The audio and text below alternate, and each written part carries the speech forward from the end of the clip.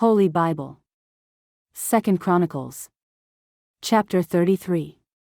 The second book of the Chronicles.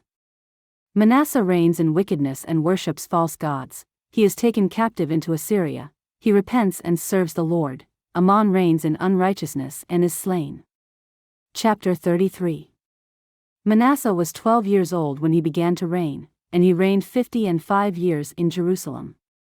But did that which was evil in the sight of the Lord, like unto the abominations of the heathen, whom the Lord had cast out before the children of Israel. For he built again the high places which Hezekiah his father had broken down, and he reared up altars for Baalim, and made groves, and worshipped all the host of heaven, and served them. Also he built altars in the house of the Lord, whereof the Lord had said, In Jerusalem shall my name be forever. And he built altars for all the host of heaven in the two courts of the house of the Lord. And he caused his children to pass through the fire in the valley of the son of Hinnom. Also he observed times, and used enchantments, and used witchcraft, and dealt with a familiar spirit, and with wizards. He wrought much evil in the sight of the Lord, to provoke him to anger. And he set a carved image, the idol which he had made, in the house of God, of which God had said to David and to Solomon his son, In this house, and in Jerusalem, which I have chosen before all the tribes of Israel, will I put my name forever. Neither will I any more remove the foot of Israel from out of the land which I have appointed for your fathers, so that they will take heed to do all that I have commanded them, according to the whole law and the statutes and the ordinances by the hand of Moses.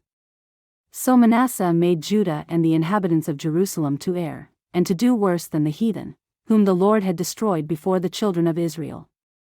And the Lord spake to Manasseh, and to his people, but they would not hearken. Wherefore the Lord brought upon them the captains of the host of the king of Assyria, which took Manasseh among the thorns, and bound him with fetters, and carried him to Babylon. And when he was in affliction, he besought the Lord his God, and humbled himself greatly before the God of his fathers. And prayed unto him, and he was entreated of him, and heard his supplication, and brought him again to Jerusalem into his kingdom.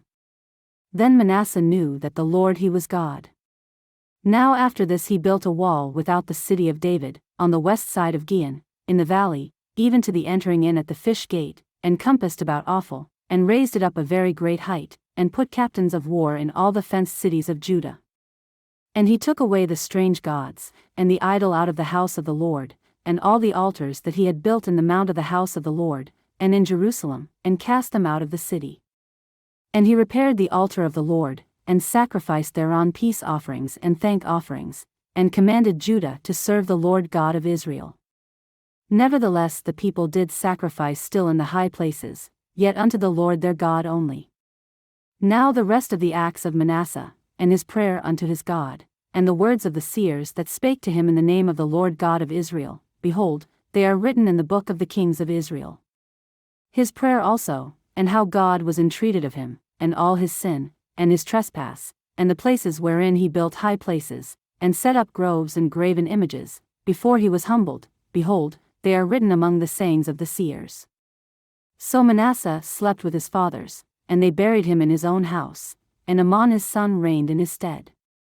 Amon was 22 years old when he began to reign, and reigned 2 years in Jerusalem. But he did that which was evil in the sight of the Lord, as did Manasseh his father, for Amon sacrificed unto all the carved images which Manasseh his father had made, and served them. And humbled not himself before the Lord, as Manasseh his father had humbled himself, but Amon trespassed more and more. And his servants conspired against him, and slew him in his own house. But the people of the land slew all them that had conspired against King Amon, and the people of the land made Josiah his son king in his stead.